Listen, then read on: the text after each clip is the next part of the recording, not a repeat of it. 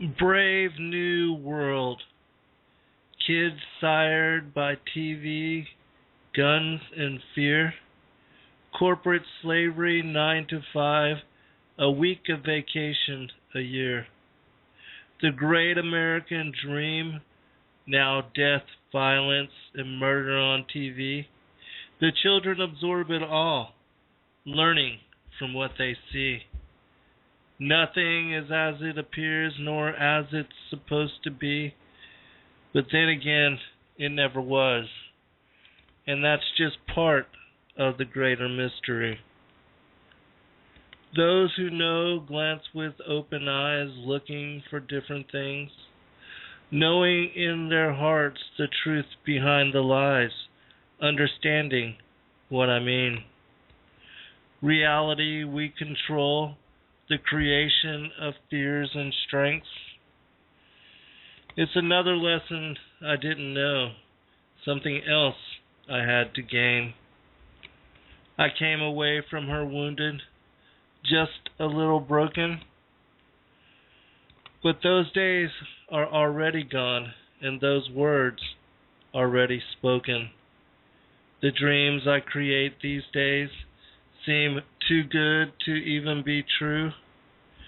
I'm finding again my inner strength, knowing what it is that I must do. And as I climb the roads leading the path before my eyes, I am presented with this chance to heal the scars of prior times.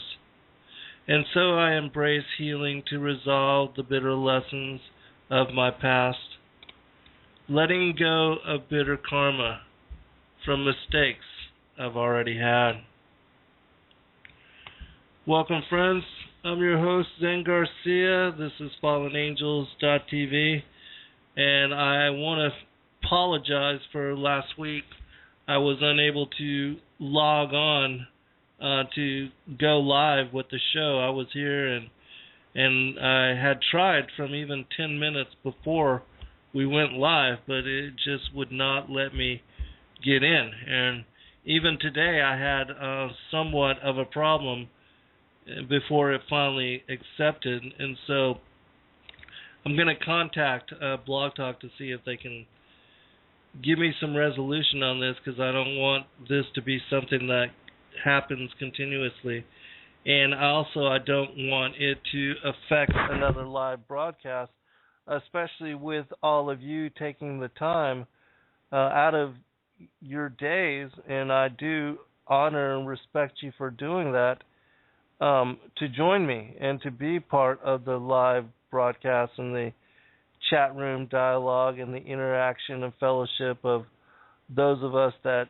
come together in congregation in this kind of a way. I know a lot of you are and have been actually looking for not necessarily a church, but a fellowship of gathering of truth seekers to where you can share what is the Sabbath according to the first creation week.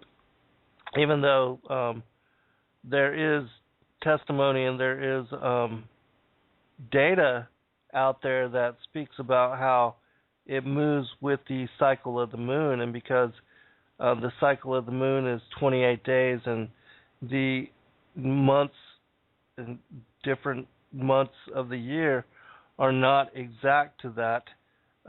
It is said that it falls on different days, but I'm not as far as very educated or very familiar with that. I do have some information that I will look into further and share that with you when I get a chance to go over all that.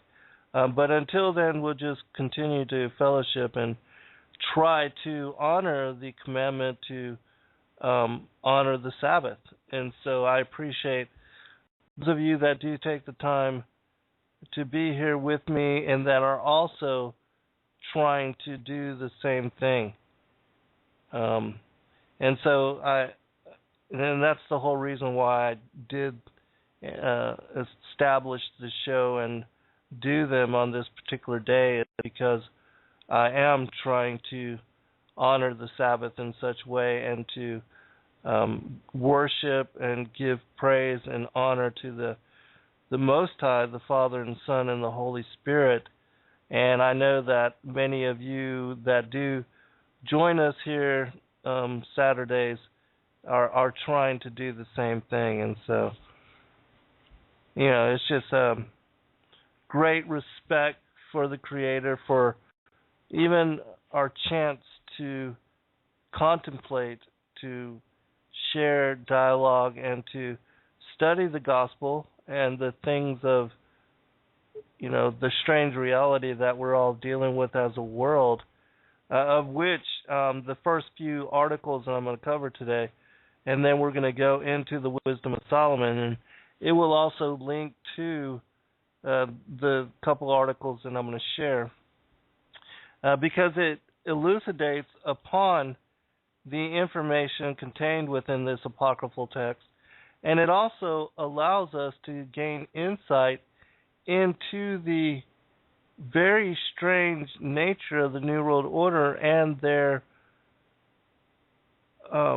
inclinations, the way that they raise their children in schizoid manner, and the abuse which, most parents, especially those that are of the seed of the woman, the children of Adam, we do not understand how it is nor why it is that the elites and those of the seed of the serpent would engage in certain behavior and practices which harms their children, and not to mention, children in general, with the different, like with the plans and the agenda of the New World Order, the protocols of the learned elders of Lucifer, and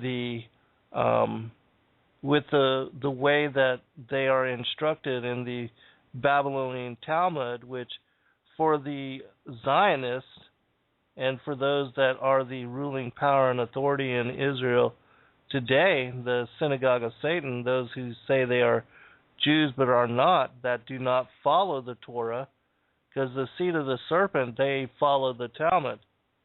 And there are if you've not looked into or studied the details and the idiosyncrasies of the Talmud, it encourages pedophilia and speaks and degenerates Christ as Savior Messiah and as the way and the truth, an example for those that are seeking eternal inheritance and salvation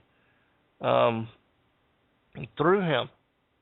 And so we're going to touch upon just a couple articles because it will give us insight into some of this, and then we'll go into the Wisdom of Solomon, which, if you've not read it, you can read it really in one afternoon. It's an apocryphal text that used to be part of the original 80-book King James version of what was the first authorized and canonized Bible. And it's been stripped out along with 14 other texts, the 13 books of the Apocrypha, which this is one of those, and then the Shepherd of Hermas, which is a text you can find online. It's a very interesting reading, but it's not even included as part of the apocryphal text. And certain Catholic Bibles, certain canons still have this particular text, the Wisdom of Solomon, as well as others, as part of their official and authorized Bibles. And I do believe that the Ethiopic text, the Essene Bibles, also contain this particular scripture, as well as the books of Enoch, Jasher, and Jubilees. And praise God that the explorers and those that were looking for material that had disappeared and that had been scrubbed from what was the official canons, that they were able to locate, and that the Ethiopic people preserved many of these texts for what would be later and future generation. Otherwise, copies of the books of Enoch specifically, full copies, we may not have. And, of course, nothing is by accident, that the Most High preserved them, as well as, like the Dead Sea Scrolls and the Nag Hammadi codices. Those were also preserved for thousands of years to be later revealed to us as the final generation. And for those that are seekers of truth, that look into and open themselves to reading all of these extra biblical and extra canonical texts, we are the benefactors of such preservation, and we are the ones that are blessed by the pertinent, and I consider to be very important, information that is contained within many of these particular texts. Of course, you must have discernment, because there are other texts too that are part of the attempt of Satan to destroy the essential message of the Gospels. And so when reading and studying such texts, always take them to the Father and the Son for verification on the discernment that they share. And don't allow anybody to sway you one way or the other as to whether they are relevant, especially if you've not yet even read them, that, in order to make judgment on anything, that we should at least study, or at least read over in one full sitting the text that we are trying to pass judgment on, or to make, to be biased in any certain way. That condemnation without an investigation is, like the height of stupidity. There's even a passage in, it's in one of the Proverbs, I believe, where it talks about this same thing. And I have that as part of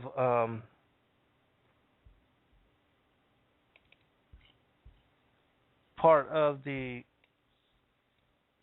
introduction of the new version, the second edition of Lucifer, Father of Cain, which I will be, when I receive them, they're being shipped now. I'm going to have a sale and make these available for a certain period of time at just $10 each. Is a fantastic deal. And I'm going to autograph them for free of charge. And these particular books are packed with new information. I do believe that the original Lucifer, Father of Cain went from like 330 or 340 pages to this one's almost 370, and it contains so much new information. I edited in great degree. Right now they are going to be first available and offered through the Prophecy Club, and then after a certain period of time I will release them to the public, so that the Prophecy Club readers would be the first ones to actually gain access to them. Okay, a quote from Edmund Spencer, and then we're going to go into this, because I know I always run out of time and I want to cover this text. There's a principle which is a bar against all information, which is proof against argument, and which cannot fail to keep man in everlasting ignorance. That principle is condemnation before investigation. Also, from Proverbs 18, he that answereth a matter before he heareth it, it is a folly and a shame unto him. All right. Now, we'll go into the 3 articles I want to cover really quick. And I just posted these few hours ago on the fallenangels.tv website. They are the first 3 articles on the blog page.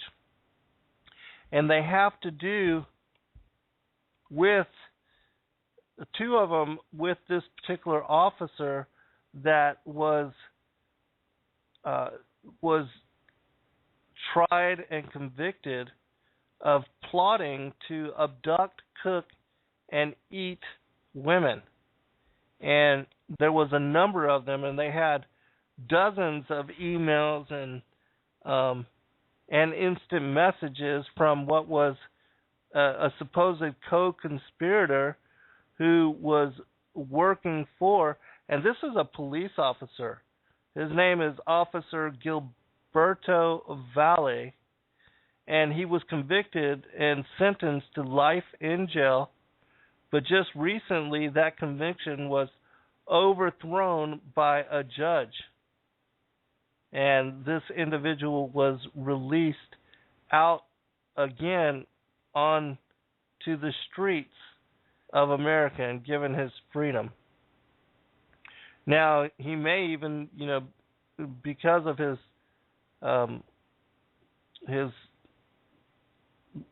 particular case being overthrown, he may be reinstituted again as a police officer. I don't know.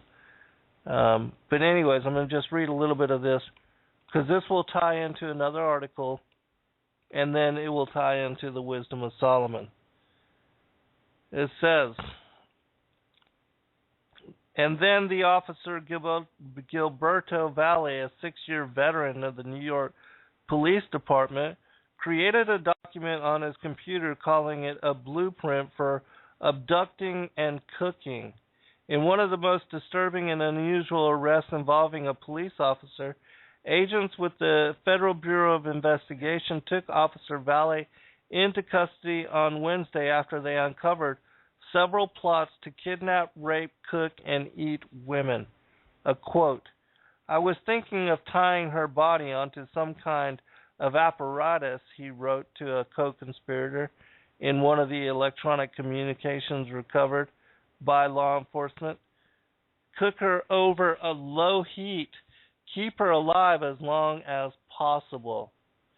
And when the co-conspirator asked how big the officer's oven was, Officer Valle replied, "Big enough to fit one of these girls if I folded their legs."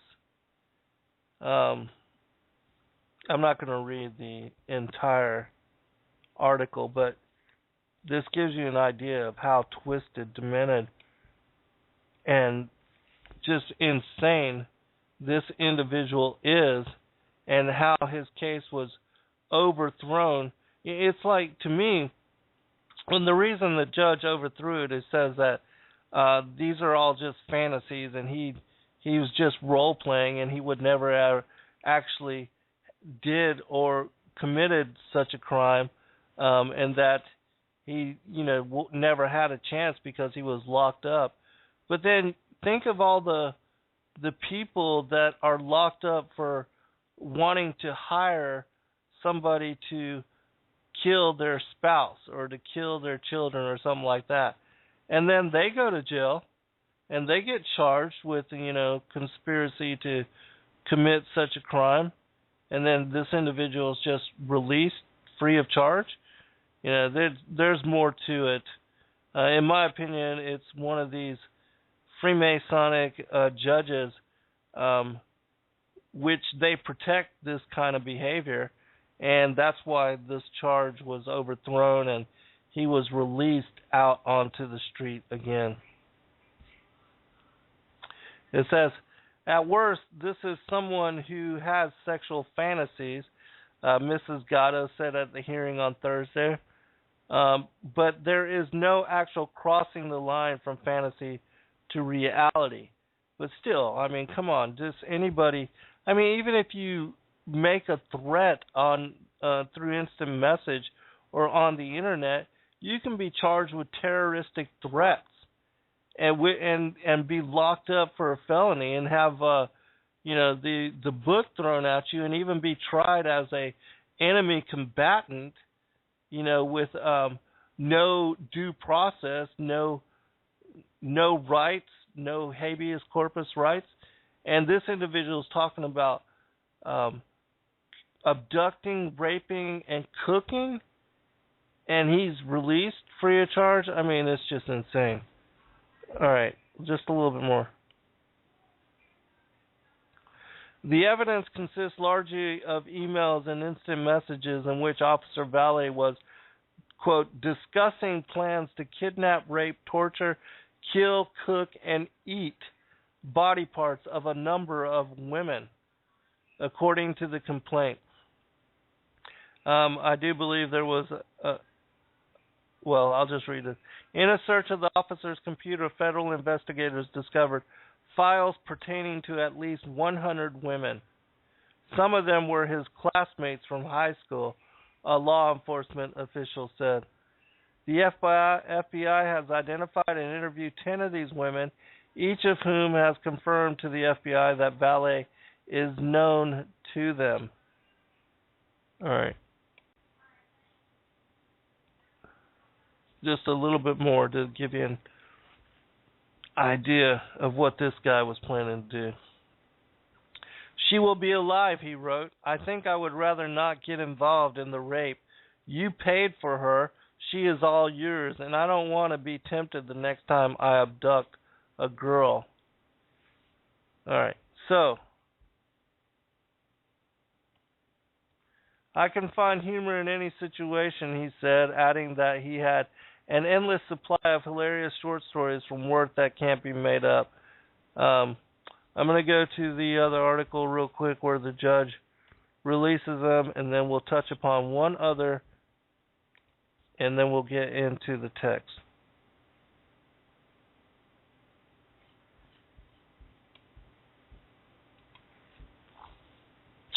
Gilberto Valle, also called the Cannibal Cop, for supposedly plotting to kill, rape, and cook women, has been released. Manhattan Judge Paul Garcia acquitted Valle, a New York City police officer, on the grounds that there was no sufficient evidence that the suspect planned to act on these gruesome ideas. According to Garcia's ruling, while Valle may have depraved and misogynistic sexual fantasies about the women that he plotted against, the prosecutors failed to prove that he had taken concrete steps to carry them out. Quote, the evidentiary record is such that it is more likely than not the case that all of Valle's about kidnappings are fantasy role play. Once the lies and the fantastical elements are stripped away, what is left are deeply disturbed, misogynistic chats and emails written by an individual obsessed with imagining women he knows suffering horrific sexual-related pain, terror, and degradation. The judge also noted that no one was ever kidnapped, nor did any attempted kidnapping ever take place. Valle was convicted in March 2013 for conspiracy and misdemeanor for accessing the New York police database to search for his supposed victims.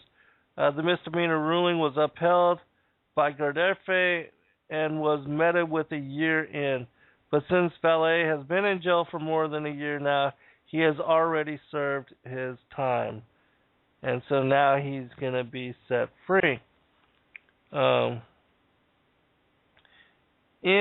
Of the Valle said, wanted him to experience being cooked alive. She'll be trussed up like a turkey, She'll be terrified, screaming and crying, Valet was quoted in the evidence presented to the jury during the trial. All right. So anyway, so you see now this crazy judge, which, he's got to be one of those that are tied to these particular bloodlines that has decided to release this maniac back onto the street. All right, one last article. Incest survivor exposed Illuminati Satanist. This is from Henry Macau.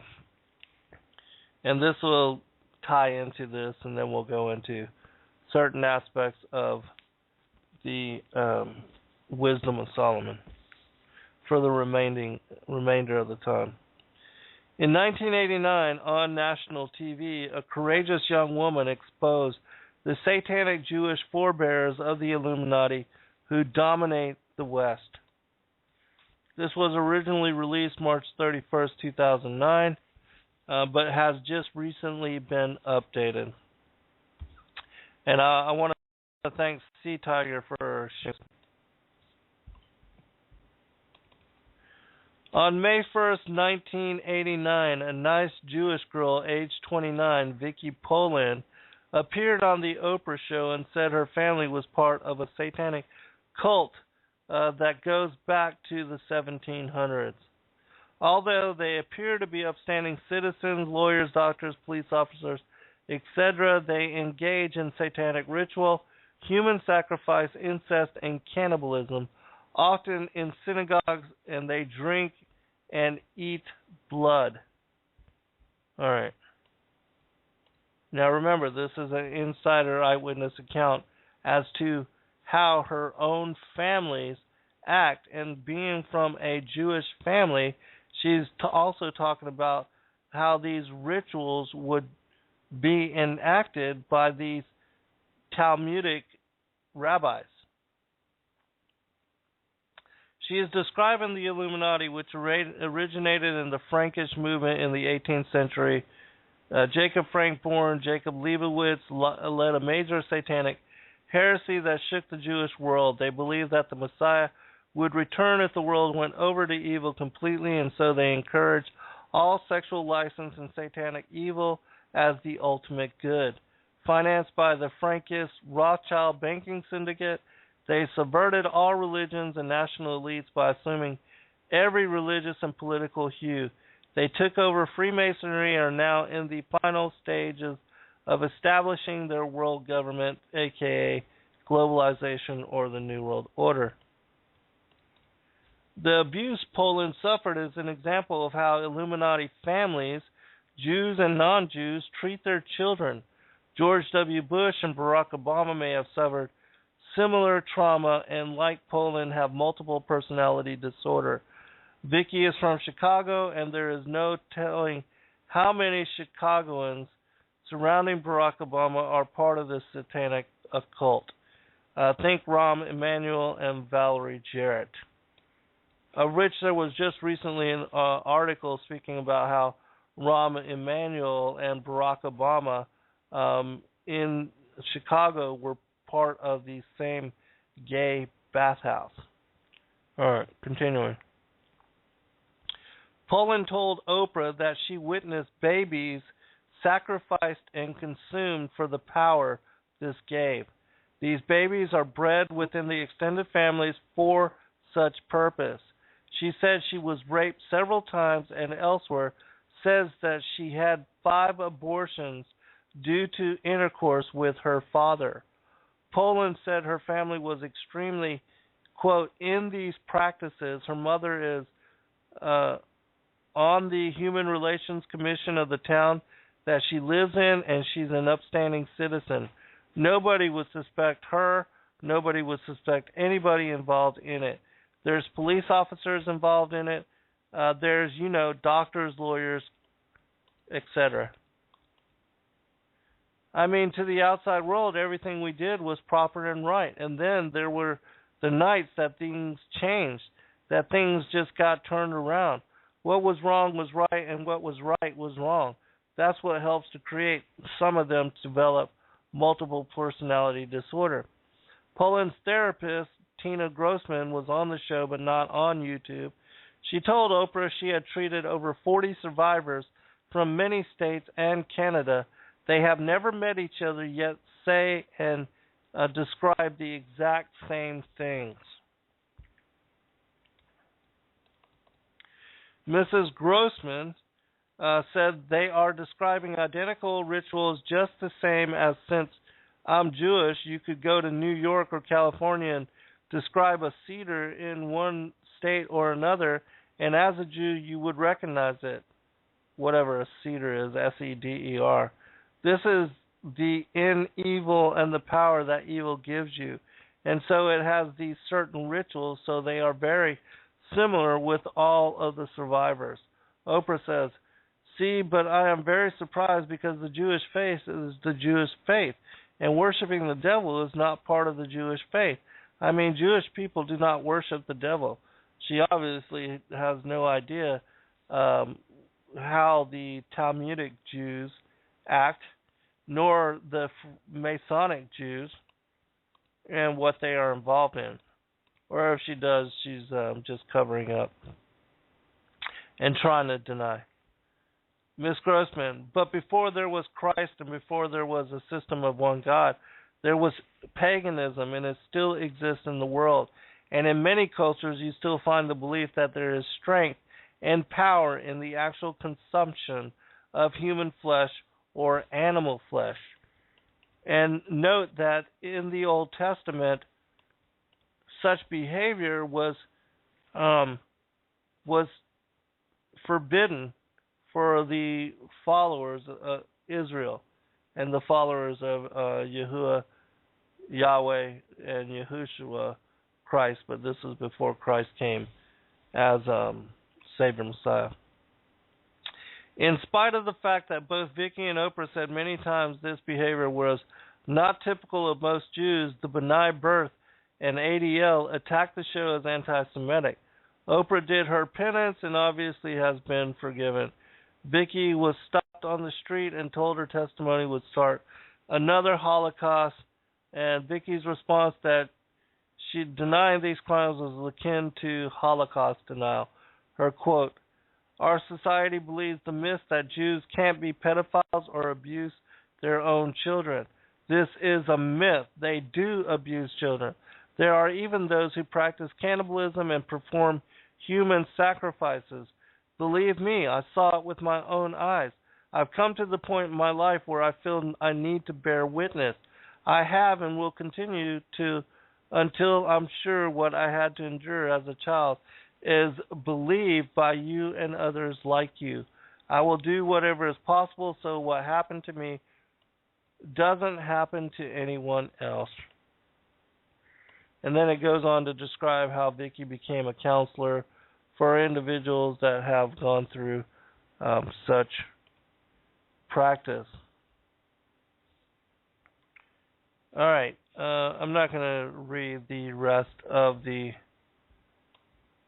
article and the conclusion, but basically this kind of thing does happen, and it's happening more and more, and it's been brought out into the light of public testimony and public opinion by many individuals. There are many articles now, and if you go through the archives on Fallen Angels TV, I've posted and linked many of these articles that are talking about how the Queen, and popes, and certain cardinals, and the Vatican authorities, individuals of high caliber, transnationalist, globalist elites, Rothschild banking families and cartels, how many individuals are part of and engage in such behavior.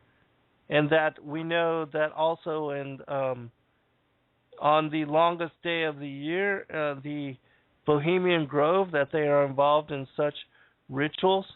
And we know this from the testimony, Paul Bonacci, who was one of the first victims of Catholic priest, and he was also one of those that gave testimony and became a witness for John de Camp in what is known historically and has become famous as the Franklin cover-up.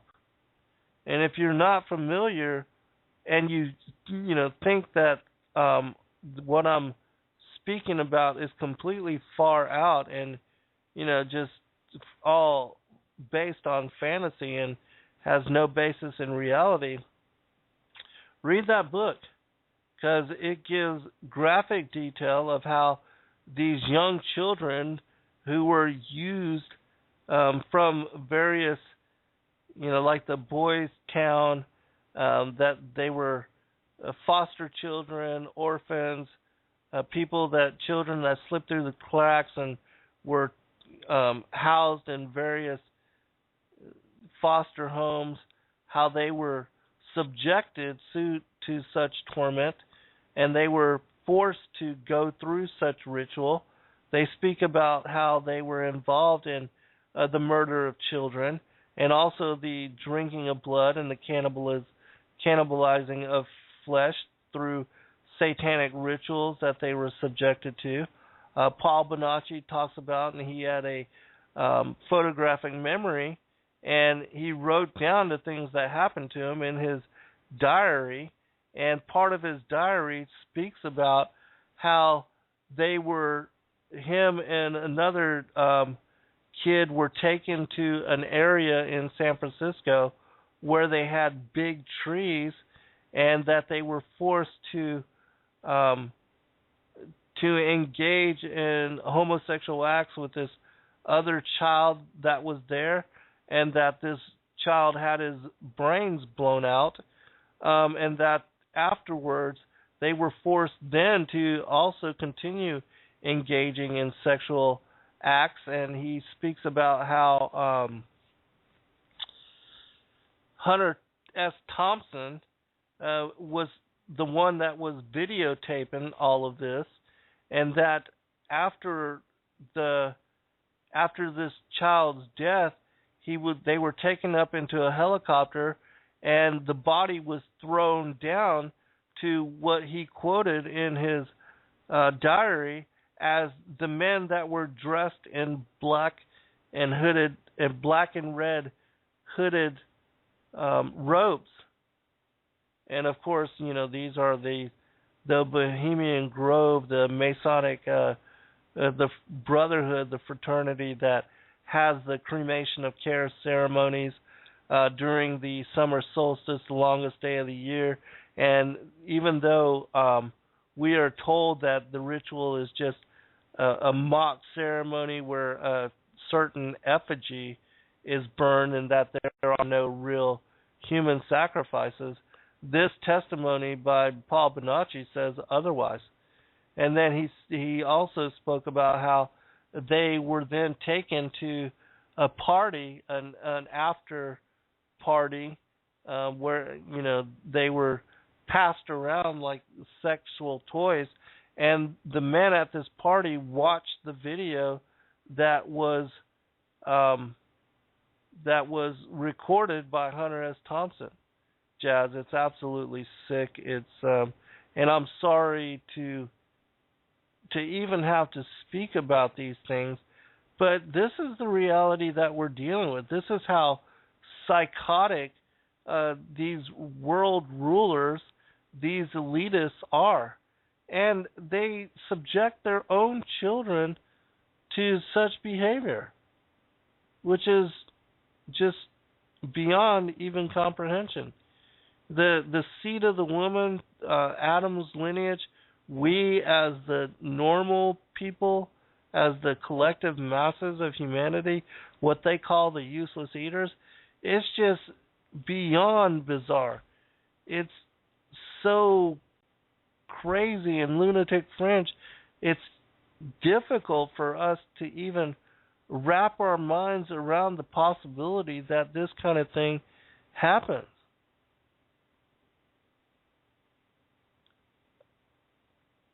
Yes, Navi, it is absolutely time for people to wake up. And if we, learn the truth, we understand how sick, how perverted, and how just beyond understanding such acts and behaviors are, and how they're being perpetuated by these individuals. And if they would do this to their own children, you can bet they wouldn't blink an eye as to subjecting the rest of humanity and other children to such perverted behavior.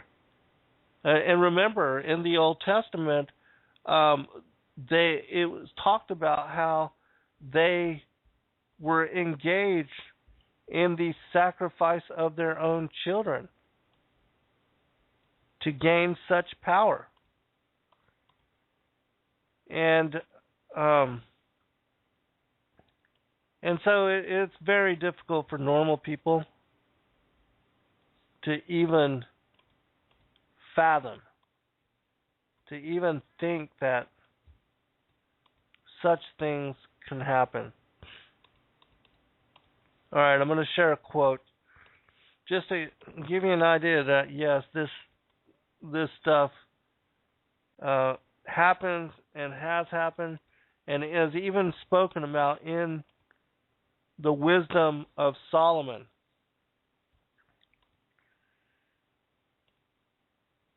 I'm looking for the quote, and then we'll go into the ones that I'm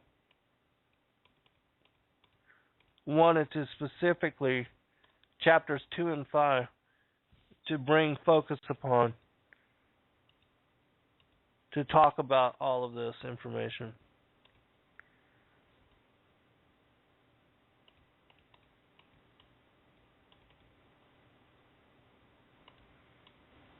Okay, and I think, all right, here it is.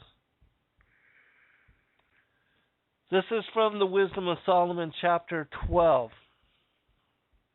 It says this: For thy immortal spirit is in all things, therefore thou dost correct little by little those who trespass, and dost remind and warn them of the things wherein they sin, that they may be freed from wickedness and put their trust in thee, O Lord. Those who dwelt of old in thy holy land thou didst hate for their detestable practices, their works of sorcery and unholy rites, their merciless slaughter of children, and their sacrificial feasting on human flesh and blood. These initiates from the midst of a heathen cult, these parents who murder helpless lives, thou didst will to destroy by the hands of our fathers, that the land most precious of all to thee might receive a worthy colony of the servants of God. All right, I'm going to read one other passage. But there you can see. Oh, I'm going to read one other, verse 10.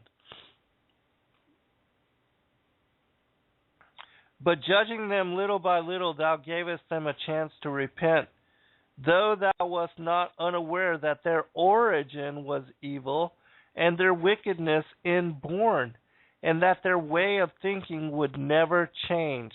For they were an accursed race from the beginning, and it was not through fear of anyone that thou didst leave them unpunished for their sins.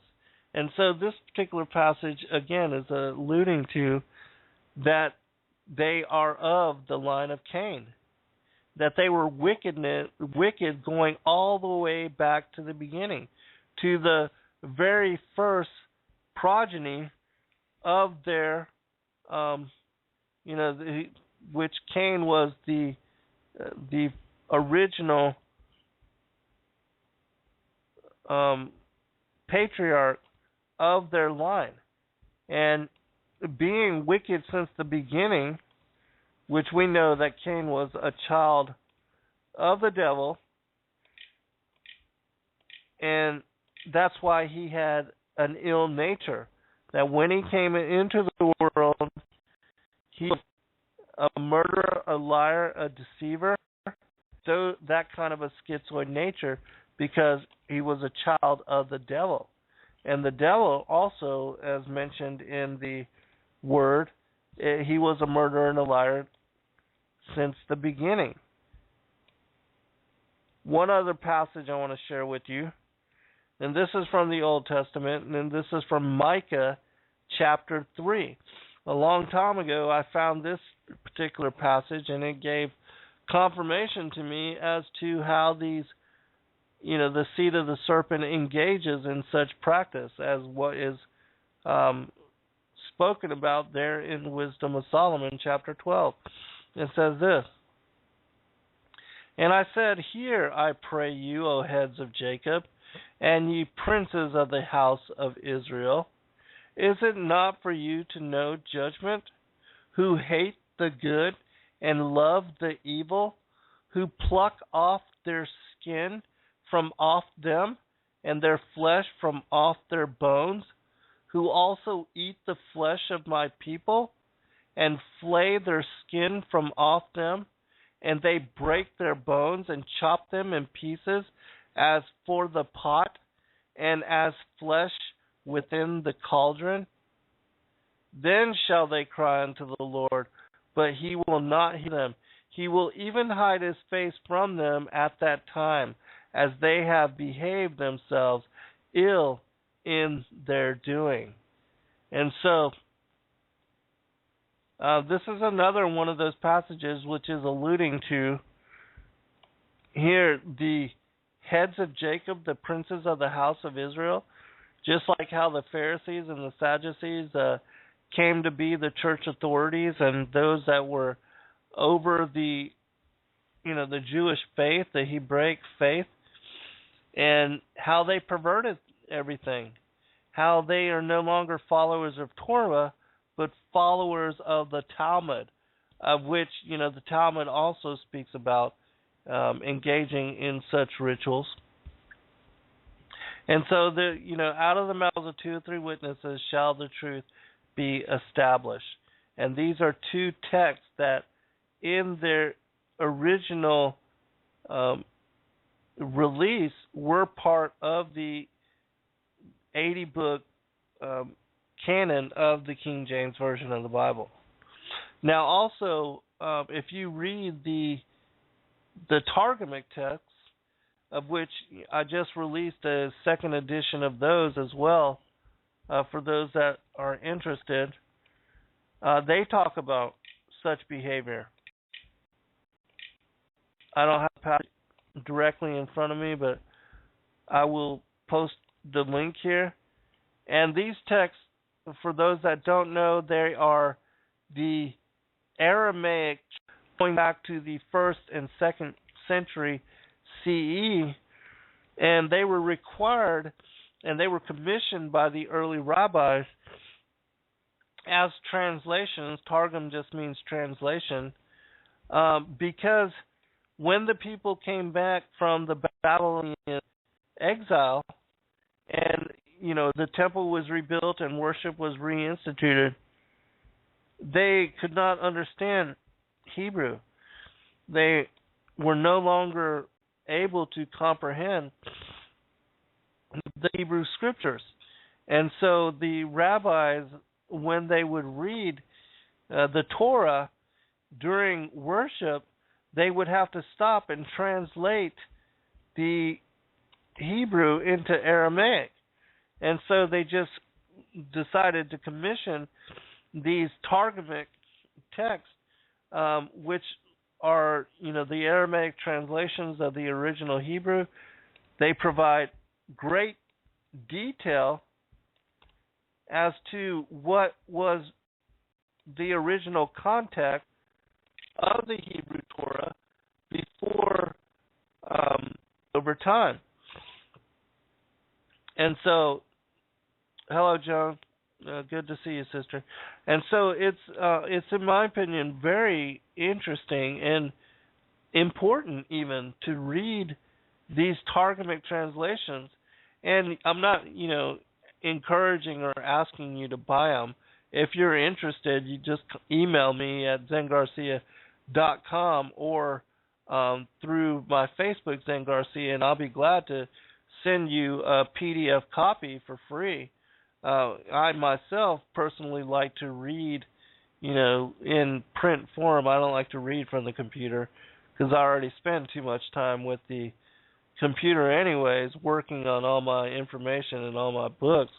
And so, if you're interested, just contact me that way, and I'll make them available to you. But they are very interesting reading, and they provide great detail into what we don't understand, like with pre-existence and predestination, and also with the seed of the serpent, the enmity between the children of the devil as the tares and the children of the women, or the children of Christ as the seed of the woman, and how this ties into the goat and the sheep and the wheat and the tares, the righteous and the elect, even with the discrepancy and the animosity with Jacob and Esau, Ishmael and Isaac, because all these things are also tied in to this information. And so I greatly encourage people to study the Targumic text, because it will blow your mind as to how much more information is contained within them. And as I said, they are based upon the original Hebraic text, as the Aramaic translations of the antiquated Hebrew Torah, of which we no longer have access to. And so the closest thing we're going to get is the English translation of these Aramaic translations, of which is the book that I just linked to in the chat room. And for those that don't have access to the chat room and that like to read the print yourself, you can go to lulu.com and just search my name, Zen Garcia, or the Aramaic and Palestinian Targums, because this particular work contains both of them. They're intertwined together, both the Palestinian and the Aramaic Targums. Really incredible reading. All right, continuing with the Wisdom of Solomon and what I wanted to focus on. We're going to go to chapter 2, which will lay the foundation for chapter 5.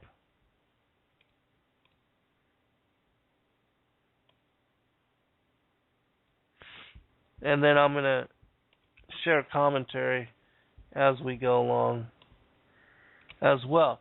Because these two particular chapters, chapter 2 and chapter 5, of what we're going to be reading today from the Wisdom of Solomon, they are also connected to the parable of the wheat and the tares, and the Genesis 3:15, the enmity between the seed of the woman and the seed of the serpent.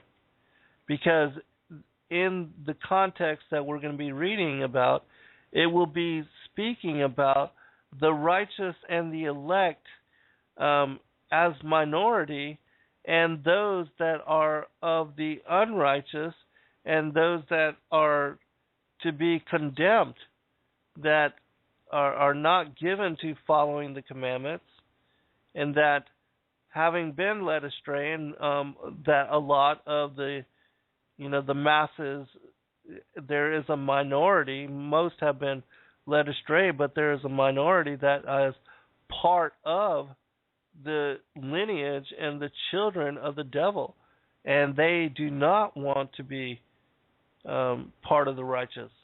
In fact, they raise their children to be, the followers of these Masonic orders, and to treat and to raise their children in similar manner, to be pedophiles, to engage in all of these corrupt and abominable practices. And not a lot of them get out. A lot of them remain in so that they can partake and receive inheritance from the royalty and the money, the power, and the prestige that these families and these particular Illuminati families hold, because they are the ones that print the money and loan it to governments at interest. The kind of power and authority and above the law standing they indulge in is also mind-numbing and hard to comprehend. That even when they get caught red-handed in such practice, a lot of times the judges and the sentences will be negated, or that they will go free because they do enjoy such status. And really the justice system is compromised. That true rule of law and authority here in this world it is subjected to this bias, where the elites and the rich and those that are part of these secret societies and that have and share these blood oaths with each other, that there is a certain kind of justice that is which they are subjected to, and then the rest of us that we are, that we partake of a whole different kind of judicial and criminal system.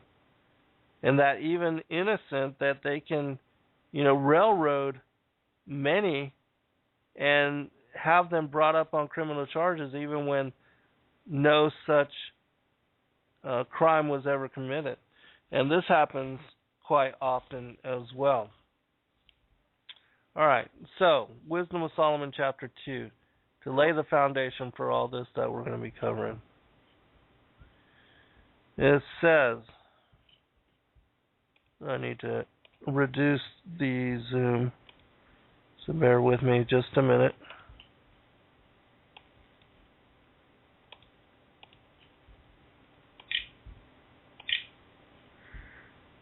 And I would also encourage people to read this text in its entirety. You can do so in one afternoon sitting, and it's got a lot of really incredible information contained within it. Wisdom of Solomon, the Apocryphal Text, chapter 2. For the ungodly said, reasoning with themselves, but not aright, our life is short and tedious, and in the death of a man there is no remedy. Neither was there any man known to have returned from the grave, besides Christ, of whom they deny, his resurrection. For we are born at all adventure, and we shall be hereafter as though we had never been. For the breath in our nostrils is as smoke, and a little spark in the moving of our heart, which being extinguished, our body shall be turned into ashes, and our spirit shall vanish as the soft air. And our name shall be forgotten in time, and no man shall have our works in remembrance. And our life shall pass away as the traces of a cloud, and shall be dispersed as a mist that is driven away with the beams of the sun, and overcome with the heat thereof.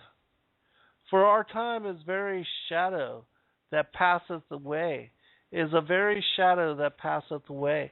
And after our end there is no returning, for it is fast sealed, so that no man cometh again. Come on, therefore, let us enjoy the good things that are present, and let us speedily use the creatures like as in youth. Let us fill ourselves with costly wine and ointments, and let no flower of the spring pass by us. Let us crown ourselves with rosebuds before they be withered. Let none of us go without his part of our voluptuousness. Let us leave tokens of our joyfulness in every place, for this is our portion, and our lot is this. Let us oppress the poor, righteous man. Let us not spare the widow, nor reverence the ancient gray hairs of the aged. Let our strength be the law of justice. For that which is feeble is found to be nothing worth. Therefore let us lie in wait for the righteous, because he is not for our turn, and he is clean, contrary to our doings. He upbraideth us with our offending the law, and objecteth to our infamy, the transgression of our education. He professeth to have the knowledge of God, and he calleth himself the child of the Lord. He was made to reprove our thoughts. He is grievous unto us even to behold, for his life is not like other men's. His ways are of another fashion. We are esteemed of him as counterfeits. He abstaineth from our ways as from filthiness. He pronounceth the end of the just to be blessed, and maketh his boast that God is his Father. Let us see if his words be true, and let us prove what shall happen in the end of him. For if the just man be the Son of God, he will help him, and deliver him from the hand of his enemies. Let us examine him with despitefulness and torture, that we may know his meekness and prove his patience. Let us condemn him with a shameful death, for by his own saying he shall be respected. Such things they did imagine, and were deceived, for their own wickedness hath blinded them. And as for the mysteries of God, they knew them not, neither hoped they for the wages of righteousness, nor discerned a reward from blameless souls. For God created man to be immortal, and made him to be an image of his own eternity. Nevertheless, through envy of the devil came death into the world, and they that do hold of his side do find it. I'll be right back. I'm getting a sip of water.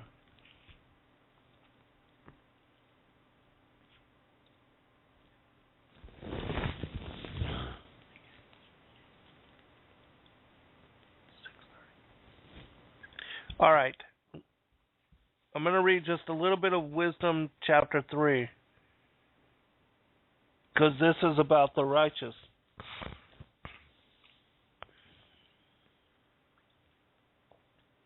But the souls of the righteous are in the hand of God, and no torment will ever touch them.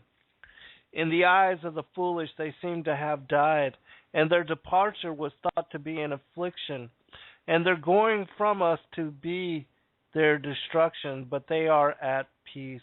For though in the sight of men they were punished, their hope is full of immortality. Having been disciplined a little, they will receive great good, because God tested them and found them worthy of himself.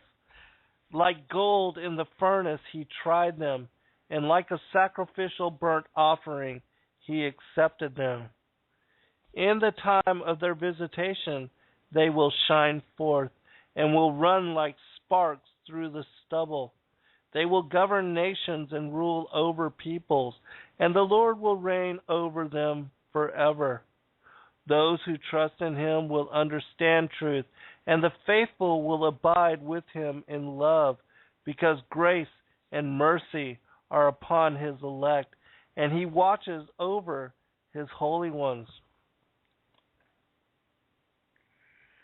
But the ungodly will be punished as their reasoning deserves, who disregarded the righteous man and rebelled against the Lord. For whoever despises wisdom and instruction is miserable. Their hope is in vain. Their labors are unprofitable and their works are useless. Their wives are foolish and their children evil. Their offspring are accursed. For blessed is the barren woman who is undefiled, who has not entered into a sinful union. She will have fruit when God examines souls. Blessed also is the eunuch whose hands have done no lawless deed, and who has not devised wicked things against the Lord. For special favor will be shown in him for his faithfulness, and a place of great delight in the temple of the Lord. For the fruit of good labors is renowned, and the root of understanding does not fail. But children of adulterers will not come to maturity, and the offspring of an unlawful union will perish. Even if they live long, they will be held of no account, and finally their old age will be without honor. If they die young, they will have no hope, and no consolation in the day of decision. For the end of an unrighteous generation is grievous. All right, I'm going to make commentary on these two particular extremes. Basically, again, this is the two opposite sides. The righteous and the elect, and those that are counted worthy, and then those that are the wicked and that follow not the commandments, that indulge in the carnal aspects of this world, that ridicule those that follow the commandments and that do righteousness and that perform random acts of kindness for goodness sake, because goodness feels good and it feels good to do good, but those that engage and indulge in evil, certainly conscience lets them know, and they are in knowing, they're not just ignorant of the retributions, the circumstances, and the consequence of their actions, especially when they are engaging in really abominable acts of, like torture, serial murder, rape, or anything of that nature, where you cannot deny or claim ignorance as to your actions, because there's a barometer within us that lets us know, a conscience, what the Shepherd of Irma speaks about as being the indwelling duality of that there is an angel of righteousness and an angel of unrighteousness within us, and that the battle, the war in heaven, is within, and that depending on our focus and whether we give our energy and our effort to doing good or doing evil, that we feed these aspects of ourselves. And so those that become, like serial killers or people, serial murderers, serial rapists, people that have no remorse or no conscience when acting in such behavior, they have killed that aspect of themselves and have denied this conscience and this barometer within themselves to where it speaks up no more. But certainly when, as a child, even like serial murderers that begin with killing animals or that, subject innocent people to their inclinations, that they know when they are doing wrong.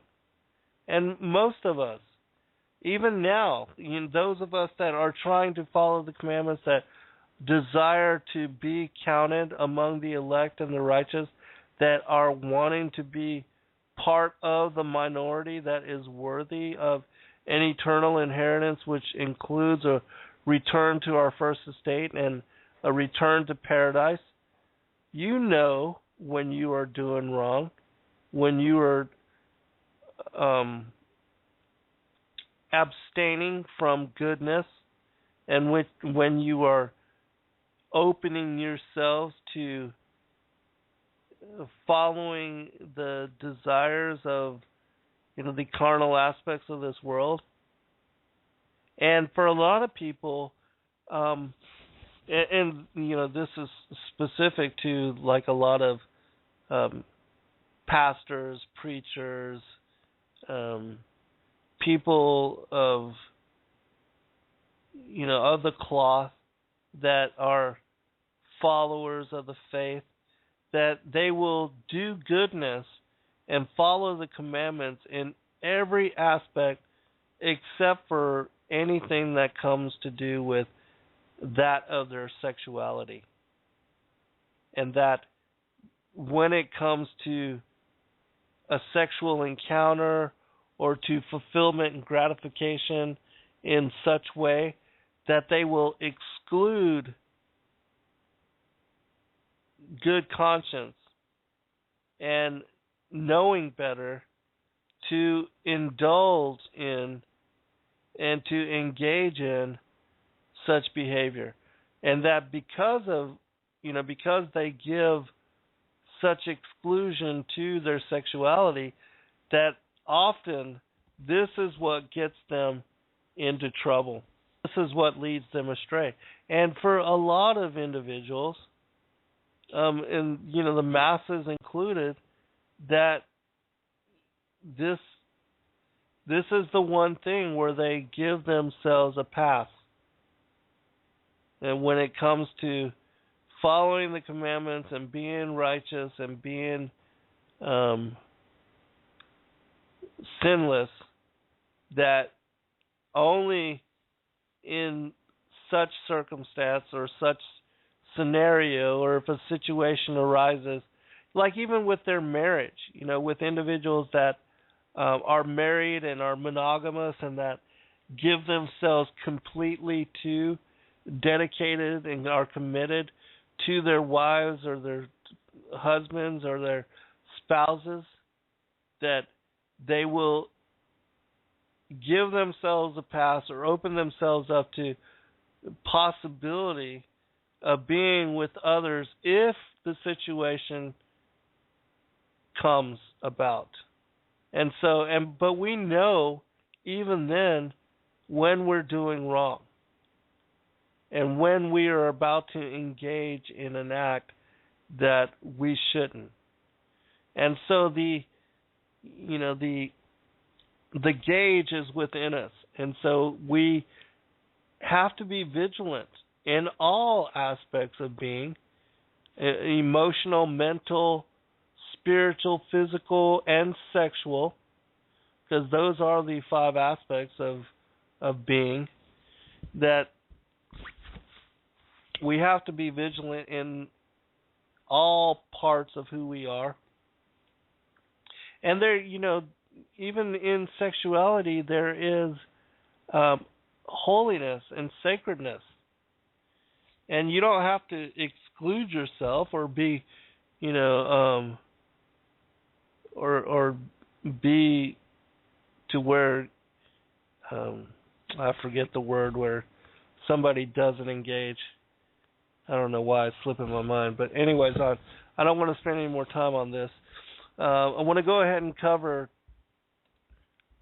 chapter 5 of the Wisdom of Solomon because I'm running out of time. But this is very interesting, and this is what I told and read to those Satanists that were having a conversation and sharing dialogue with me over one of the videos that I presented on YouTube. They were talking about how Christianity is all made up, Christ never existed, and Because this is the same thing that so many of those that are part of the secret societies, Luciferians, Satanists, that think they can be as gods themselves, they say the same kind of things and then they deny, just as it says in chapter 2. But this is a perfect example of the culmination of all of this together. Then the righteous man will stand with great confidence in the presence of those who have afflicted him, and those who make light of his labors. When they see him, they will be shaken with dreadful fear, and they will be amazed at his unexpected salvation. They will speak to one another in repentance and in anguish of spirit. They will groan and say, "This is the man whom we once held in derision and made a byword of reproach. We fools! We thought that his life was madness and that his end was without honor. Why has he been numbered among the sons of God? And why is his lot among the saints? So it was we who strayed from the way of truth, and the light of righteousness did not shine on us, and the sun did not rise upon us. We took our fill of the paths of lawlessness and destruction, and we journeyed through trackless deserts. But the way of the Lord we have not known." What has our arrogance profited us, and what good has our boasted wealth brought us?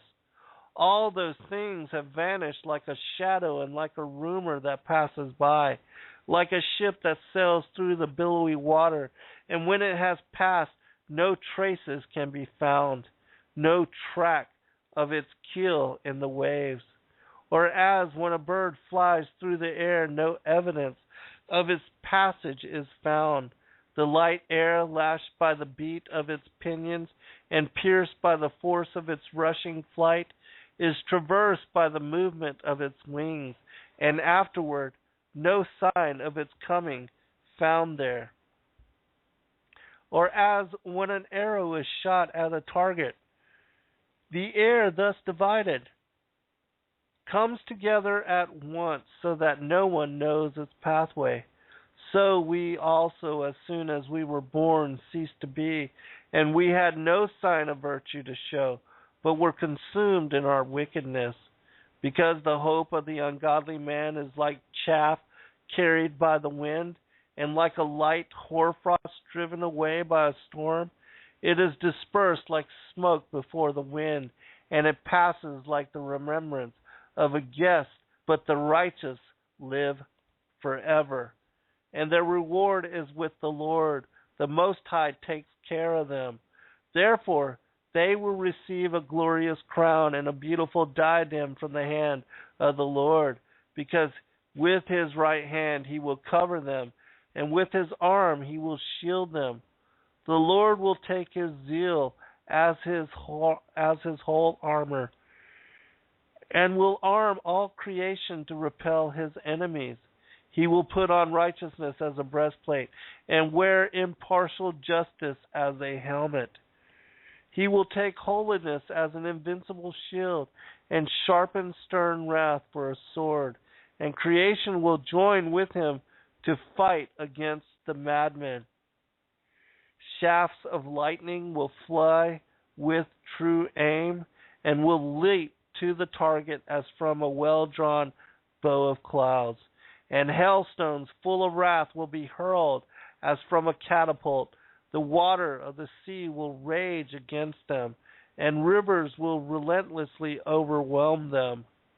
A mighty wind will rise against them, and like a tempest it will winnow them away. Lawlessness will lay waste the whole earth, and evil-doing will overturn the thrones of rulers. One last passage real quick.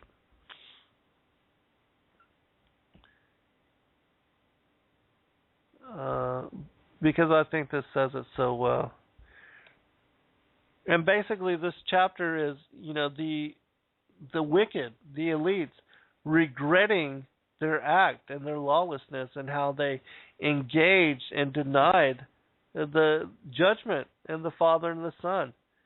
This is the man whom we once held in derision and made a byword of reproach.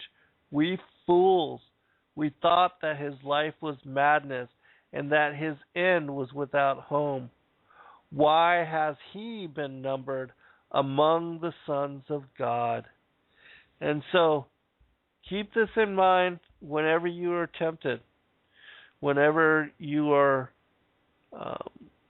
questioning or deciding to give part to evil or to sin, and to, even for sexuality or for a sexual encounter, because is it worth it if you're to be judged in the next moment?